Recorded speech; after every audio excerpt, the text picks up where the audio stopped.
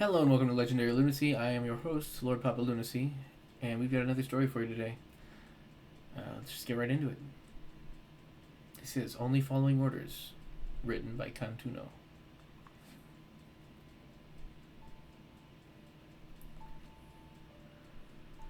The story you are about to hear is one that has been, for the last 70 years, left to wither in the hearts of those few who recall it. Of the 12 of us present that day, only I remain, and my own end is rapidly approaching. I write this tale with shaky hands solely in order to console myself in my final moments, and I hope anyone who may discover this document will refrain from passing judgment upon me or my comrades until the end. I distinctly recall sitting in a tent with my fellow soldiers just outside of Berlin, huddled around a shortwave radio and listening to the trials of our nation's greatest foes. They feigned insanity, pled guilty, gave harrowing accounts of every detail and every single crime committed by their hand or under their watch. My favorites, however, were the ones who pled innocence. The ones who said I was just following orders. I had to wonder what I would say. Had the war ended with Moscow under the Iron Eagle, what would I say if asked to justify my actions in a war? I believe I know exactly what I would say. It would be the same as the men being jeered by the entire Red Army, including the 10 of us gathered in a tent. See, the 2 luckiest of us had already died. It was a quiet village in eastern Germany, December 24th, 1944. We were under orders to seek out any soldiers lying in wait to ambush the main column of the army. Our sergeant, Ivan, took the lead, the rest of us falling in behind him. It was raining heavily, obscuring our vision. A sharp crack jerked me into attention, and I immediately fell to my stomach. I smelled smoke and heard a thump in the dirt a dozen feet ahead of me. The sound of gunfire roared in my ears as we returned fire. We had no idea where the shot had come from, but so each among us took our best guess and fired in that direction. We knew we could not hit the shooter, but we'd hoped we could scare him off. I decided to hold my fire in order to cover my comrades as they reloaded their weapons. When the gunfire stopped, I watched carefully the nearby houses. A quick movement by a roadside fence caught my eye, and I quickly shot off a couple of rounds in the dark mass. At least one of my shots must have landed, because whatever it was fell to the ground, unmoving. By now, my fellow soldiers had finished reloading, and so I ejected my magazine and slid in a new one into its place. We were still for some time, waiting for the returning fire. When it never came, Ivan came up to a crouch and quietly walked over to the corpse. He felt a pulse and then returned to us. "Yes, we got him," he said. In his eyes, I saw something I hadn't seen before. A kind of deep sadness and regret. No matter how I pushed, he would not tell me why. We stood and casually walked over to the house where the shooter had come from. Ivan knocked on the door, and we waited a moment, and Ivan firmly planted his foot on the floor, rearing to kick the door down, when a shotgun blast blew through the door, and Ivan fell to the ground, riddled with buckshot. We returned fire through the door, then swiftly beat it down with the stocks of our rifles. Inside, broken glass littered the floor, and bullet holes scattered along the walls. On the ground was a young woman, shot fatally 4 times. In her hand, the shotgun that killed Ivan. We'd had more than enough of this village. We ransacked the house, throwing over tables and filling our pockets with valuables. When we had finished, we threw gas lamps onto the floor and tossed matches into the pooling liquid. We left the house on fire. It was only once we were outside again that we heard the wailing.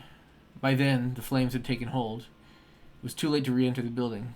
The mother had hidden her babe before turning to fight us. We hadn't found it before torching the house. The wails continued for just a few minutes before falling silent among the crackling of the flames. A man burst from a building down the street and sprinted towards us, screaming in German. Our translator gaped at him, and when we raised our rifles, he held up his hands to stop us. The German man shoved past us and up into the burning building. He hesitated only briefly at the doorway before running through. He didn't come back out. By the time the fire had died, we couldn't see it anymore. The rest of our mission went by in silence. When we doubled back to where we came, we found people standing in the streets, staring at us. Some were angry, some sad, but most were just a blank stare. I still see it in my nightmares. When we passed the house, I stopped. I announced to no one in particular that I had to take a leak. No one believed me, but that didn't matter. I stepped into the shell of the house we had destroyed. There on the floor of the bedroom, I saw the skeleton of a man crushed under a wooden beam. A smaller collection of misshapen bones in his arms. In the yard by the fence, I saw a little boy with a toy gun, dressed in an oversized uniform of a German soldier. That night we all had nightmares. The man with the wild eyes told each of us that he would be back for us one after another. The next day, we had laughed it off together. We had thrown ourselves into our duties. We had fought hard not to think about the screaming man and the wailing baby. One by one, as the years went by, we died. Here, one of us fell from a tower we were constructing. There, an aggressive form of cancer suddenly appeared in the brain. Never obvious, but always suspicious to us, because we knew. We all knew what was happening. There were two of us, Joseph and I. He had come to visit me. When he had knocked, I thought my time had come, but I should have known I would be last.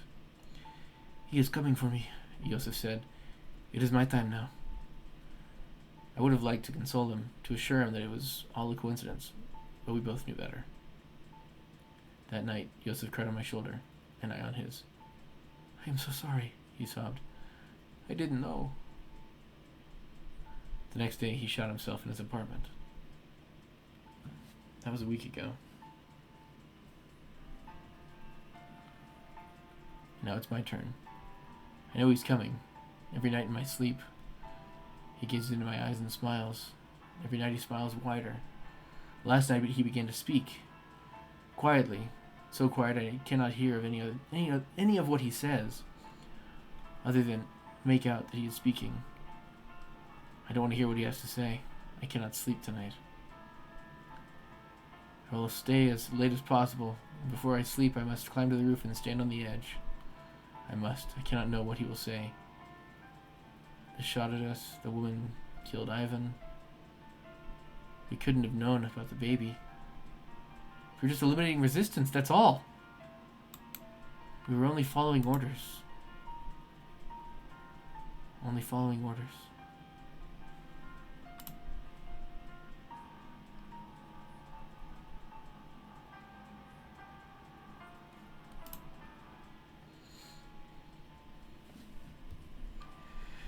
That was a good story. I like that one. Depressing, but good.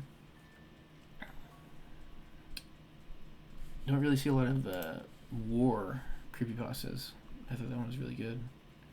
Comment down below what your thoughts are, and we will see you next time. Thanks. Have a great night, guys. Bye bye.